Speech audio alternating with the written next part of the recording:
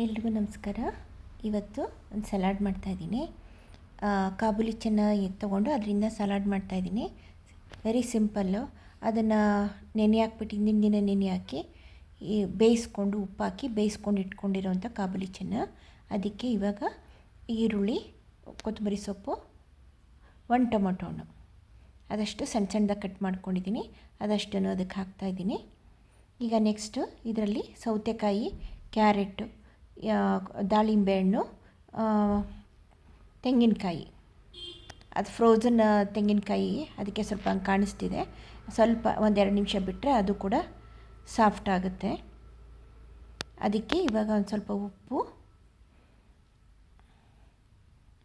Chat masala, ಒಂಚೂರು ಕೆಂಪು ಮೆಣಸಿನ ಪುಡಿ ಹಾಕ್ಬಿಟ್ಟು, ನೀವು ಒಂದು ಸ್ವಲ್ಪ ನಿಂಬೆಹಣ್ಣು ಒಂದು ಸ್ವಲ್ಪ ಹಿಂಡ್ಕೊಂಡು ಒಂಚೂರು ಸಕ್ಕರೆ ಹಾಕ್ಕೊಂಡು ಒಗ್ಗರಣೆ ಹಾಕಿದ್ದೀನಿ ನೋಡಿ. ಒಗ್ಗರಣೆನ ರೆಡಿ ಮಾಡಿ ಇಟ್ಕೊಂಡಿದ್ದೀನಿ. ಅದು ಒಗ್ಗರಣೆ ಹಾಕಿಬಿಟ್ಟು ಸರ್ವ್ ಮಾಡೋ ಟೈಮಲ್ಲಿ ಇದನ್ನು ಮಿಕ್ಸ್ ಮಾಡಿಕೊಂಡು ಸರ್ವ್ ಮಾಡೋದು. ಇದು ಡಯಟ್ ಚಾಟು ಕೂಡ ಹೌದು. ಆಮೇಲೆ ಹಾಗೆ ನೀವು ಏನು ಪಲ್ಯ ಮಾಡಿಲ್ಲ ಅಂದಾಗ ಇದನ್ನೇ ಪಲ್ಯ ಥರ ಕೂಡ ಯೂಸ್ ಮಾಡ್ಬೋದು. ಒಂಚೂರು ಜೀರಿಗೆ ಬೇಕಾದರೆ ಪುಡಿ ಮಾಡಿ ಹಾಕ್ಕೋಬೋದು. ನಾನು ಒಗ್ಗರಣೆಗೆ ಜೀರಿಗೆ ಹಾಕ್ಕೊಂಡಿದ್ದೀನಿ, ಅದಕ್ಕೆ ಮತ್ತೆ ತಿರ್ಗಾ ಪುಡಿ ಏನು ಮಾಡಿ ಹಾಕ್ಕೊಂಡಿಲ್ಲ ನೋಡಿ.